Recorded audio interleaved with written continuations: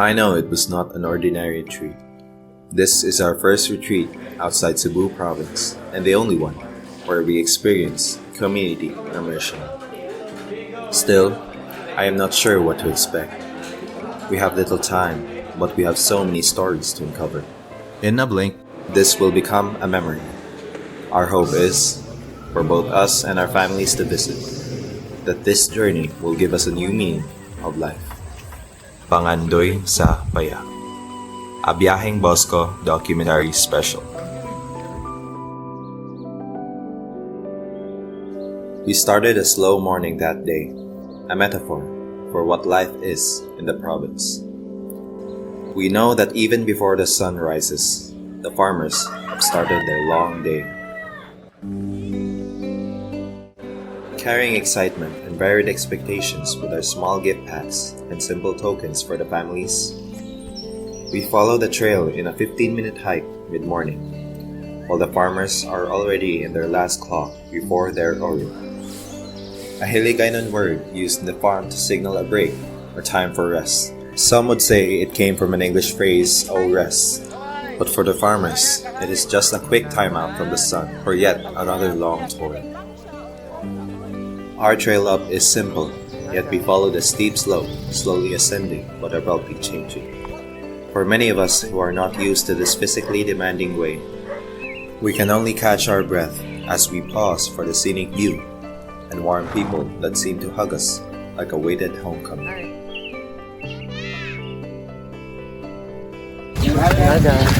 Maayong aga, a greeting we have to keep repeating in our minds to get it right, as if the Bisaya version, Maayong buntag, is far from its Hiligaynon counterpart. And that is one of our biggest challenges, the language barrier. But with a spiritual connection to this community, language as a barrier becomes a background noise. As we find better communication, meaningful silence, brightened eyes, and purposeful smiles. We arrived at the pink house where we will be assigned to our foster parents. We were welcomed by Nanay Renita. Buyan, limbawa sa bulak, sang tigalalag, nga sinibalaho, nga November, ginbagyo to bay todo. Nagbagyo to yang mga bulak to yang ang mga nagapta ng bulak to iba nga damo gani utang kay kung mag-ubra ka ng abono spray di mahal-mahal dan ng mga spray ng abono na di nung pagka iti utang sakaan pa na just po si tapos nang pag hana na nga inong harvest bala nga makita mo na gid ang bulak nga perte ka nami ginhalawas ang bagyo nga perte nga bagyo kaya isang ligad ko nga itong dalanag. Sige nung pang mag-news dito tanan. Igaling kaya mo na galing sila ang panguma. Hindi mo ganyan siguro na may ara nga daog ka, may ara nga perdi. Ang walay, ang mano ko lang sa kabataan nga kung hang mintras kaya, sang ginikanan dapat matuon din sila pag mag-eskwila gid mayo. Kay hindi as katanong inang ang bulak, ng mayo ang kita. Tipo kung obra sila ya,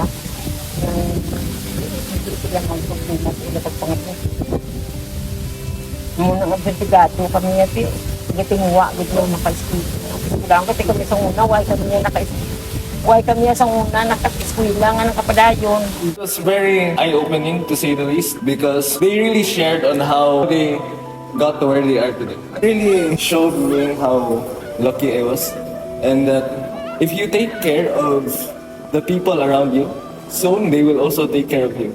Even if you weren't family, they would always treat us like family. I reflect on my spirituality because it really made me realize the values that people need to have in order to succeed in life, and that their belief also strengthens their will to work hard every day and to provide everything they can for their family. Nanay Renita's life now is far different than the laborious years she and her husband spent raising their 5 children.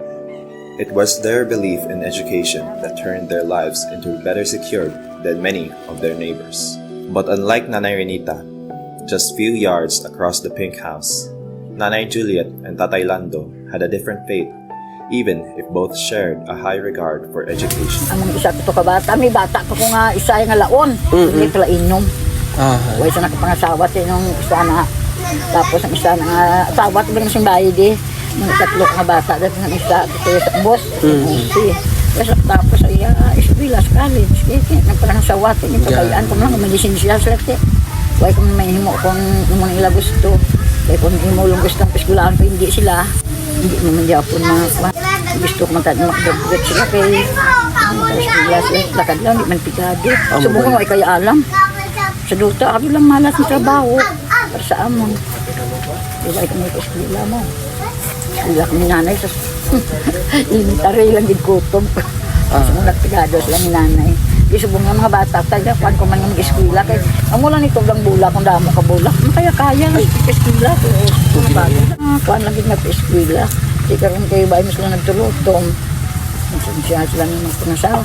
Kalamulat ka po kung ang eskwela ng ano lang dito. Sige lang, no? Sigado. Di ba pintaan mo na isang kuhan niya? Gikit. Sila daw ay manggana na hindi po ay gana ng eskwela. Kuha na kalit sa tapos na kalit sa katuig. Ano ba, amo na gani, nasawa. Walang alam lang lang siya lang. Nang lang magtutong gid eskwela. Kaya kung eskwela ka, siyempre may pabuton. Kasi bunga kimpo kung may kaalam. Huwag ka sa ubra nga maayo. Nang lang gid ka nga makatapos ka. Kaya kung may ki, umalang gid yung mga kuanan yung kantuan. Nanay Juliet and Tatay Lando are both in their late 60s and an empty nester with occasional visits from their grandchildren. With a simple yet vulnerable livelihood at the mercy of nature, they draw strength from each other's love, cemented by time and their farm as their faithful witness. We were assigned to our foster houses. As we went further into the sitio, we passed by Nanay Suset. Ang foster parents nga nakuan by si Tita Suset. Primary niya nga living dito kay ang pagtanom og flowers. Welcoming kay sila. Hatag din sila og snacks na mo. I-treat gid mi nila as family nila. Di sila ganahan nga kanang trabaho may daw. Ganahan sila pala may sa Bisuroy. Pero kami may insist nga magtabang og luto, tabang sa plants, tabang sa wash dishes. Makasabot po gamay ni Tita Suset. Ang indicate siya mga advice, hatag siya love advice na ana siya dilim na importante ang mga makuha nimo mga material na butang. Basta kabawalan daw ka makontento, lipay na yun daw. Lakit isang nagligad, gindala ko sila sa talamnan kay may talamnan. Kami nagpa-timing, ito nagpatanom kami. Nagbulig-bulig to sila pangwa sang hilamon. Sadya, pato di sang last ang mihong. Kaon man sila sang inigan, yun ang pasudanan ko sila linaga nga baboy. Inang ang ano lang ilagin kaon ang langka lang dason mayo pagani sa uga miyari man nang nakakwa man ko isa ka babayi nga duwa sila laki magbayi ka ayo man lang sang ilang nga mga kuan mun tigaan niya pigado kani ano lang di ramon bala makaon sila ila mayo na gani maka-experience sila ka amo nang pangabuhi isang pigado. For me and my group, we continued the trail to the innermost area, where no one can suspect there are still many houses that survive here. This is where we met Manang Gigi, Nong Reynold, and their 3 children. Ako si Renji, si Rinaldi, Ari Star Grace. Ako kung bana, si Rinaldi. Ako si Ginilyn, Gigi. Nag-untat naman kami isang pamaging kay nabuyo na kami sa panambulak. Kaya tungod sa hindi na naman kaya wala ang mga fertilizer kay mahal na. Subong naman kami nakaganar kay do nabuy sa biyahe na lang wala. Hindi kami ka-afford sa mga hilo kag ang abono. Kaya kung wala kami sang wala kami kwarta, wala kami bakal mo. Hilo kag abono ti ma-perde lang gyapon ang bulak. Tinagbiyahe-biyahe naman sa parang pangagad daw naman namon Kaya gaskwila na siya mo. Di may makaiga panuto man ang akong subang gabulig man sa akon. Kasi syempre masugo mo sa matigang manghugas. Mula na ako nga man pasalamatan sa ila kay do gaano man sa ila. Para responsable man bala sa ila bala. Na mga anom na ni batch. Anan okay man lang sadya man lang ara man lang sila kay syempre kung nanobra mo mabulig man sila mo. Tiway man sila namon ginapilit kung okay lang sa inyo tiga pamangkot mo kung allergy ka mo sa mga gilok or allergy ka mo sa masudan adjust kami man kasi namon kung matabo sila risgo namon mo kaya aras las puder namon Lipay mo kami yan. Tapos hindi sila kabalo mag-Cebuano. Bulan kay kanto de karato to kan balay kay kating pure dangi lunggo. Ting na ka kwanda Cebuano. Kasi linga. Mayo ko din kay may Cebuano di. Lipay mo sila ay. Kaya amo niya okay man lang niya basta kay mga Cebuano or Ilonggo okay man lang. Kaya ako kay Chindi man ako mo. Si ko bisan sa gamay nga English kabalo-balo man ko pero galing kay basta pasensya lang gid. Kay dutay lang gid nga kay syempre sa kadugay yung mga nag-eskwela do hindi ka lipat ka na kay ang imo nga ginauna pangabuhi na lang balakag ang imo na lang ang mga tanom tang imo gina mo na yung mga bata yung tuduan. To describe how their life is to understate. Their help on the farm is their 4-year-old and 7-year-old kid. Ito pa to, below 9 years old. Maningkamot pa dyan sila trabaho. Even though bata, pagod kayo, gamay pa. Maningkamot sila trabaho sa farm, sa yuta, kuan sila pala, mas dako, taas pa nila. Rin naman naging kami, amo man yung pangabuhi na mga bulak. Bali amo man nag sa amo nagpa-sustainer mga utan, ligya kung Bernis, utan kung Domingo, budak. Yet, in their innocence, they don't see it as work. They see the farm as their big playground. Their toys and their concept of fun are amazingly different from most of our upbringing. It is the parental love they receive that allows them to still become kids. Nasa dahil na sa gusto nga.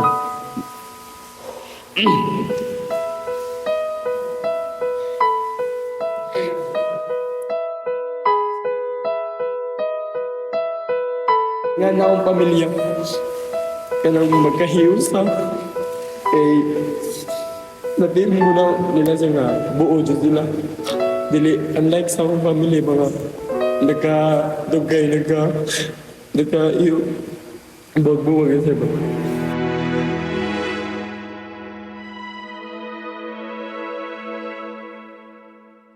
The mountains may be uncertain. It can provide and it can take at the same time.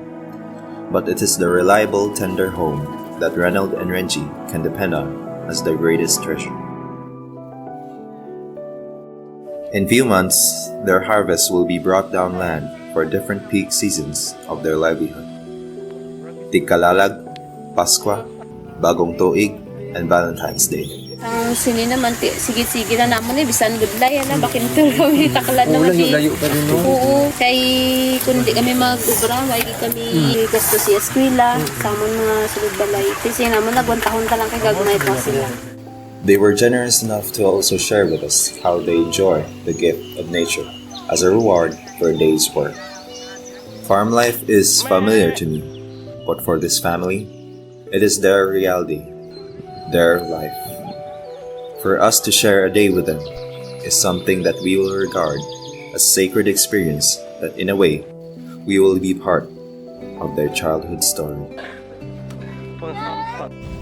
In the farthermost part of this mountainous town, we crossed paths with Nanay Elinita, not her real name. This is the only time this year they had some Bosconians assigned to their farm. I believe she's the only one that's living in her house. Her husband died a year ago and she had 3 kids. The eldest was caught because he got planted with drugs. The second, he has blood disease. The third, he's in Japan but she can't communicate with him because our nanay didn't have a phone. Sila kay, maski kailan nila makuha lang ganahan kay work hard yapon sila. Nanay Elinita and Nong Gaga will be our reminder of the unsung ordinary Filipinos, surviving one day at a time, whose reward is a pride that they live a decent and dignified labor.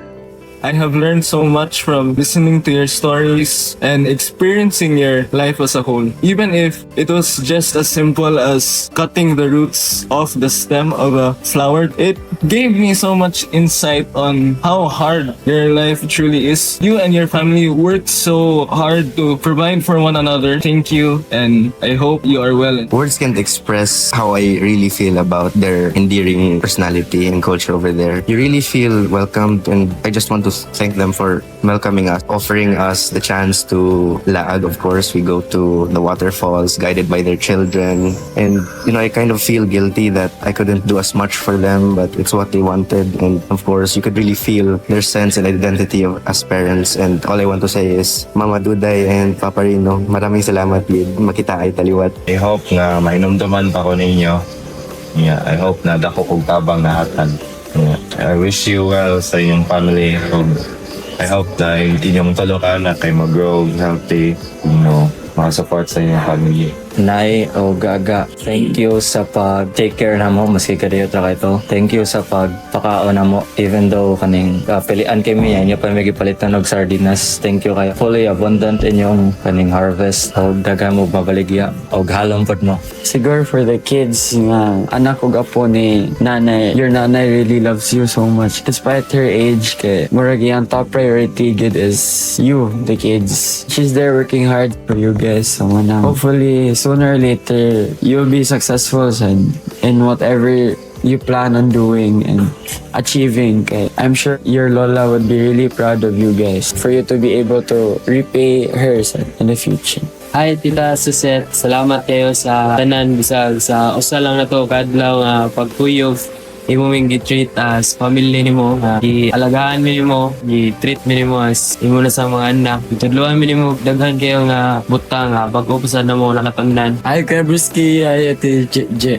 I'm so happy nga kay ikaw na Mr. Perez and pasasad kay grateful kay ko and salamat kayo na sa mga learnings yung pang tudlo. Daghang nakatanan and thank you kayo na part ko balag gamay kayong oras na part ko na yung na part sa parsons.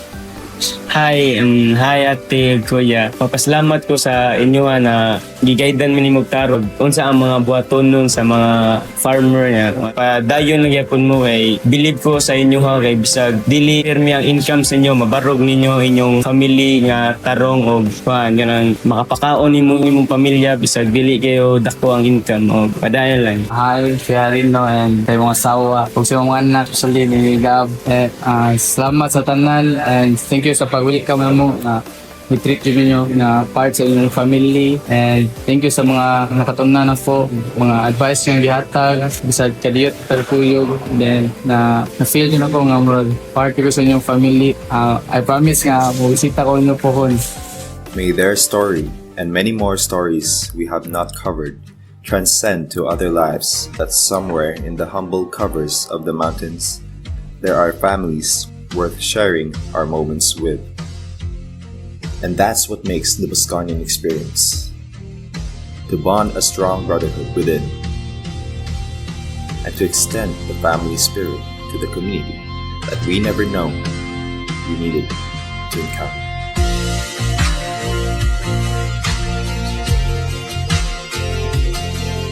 This is Byaheng Bosco, becoming a true-blooded Bosconian. Design and build Bosconian Nipa Hut.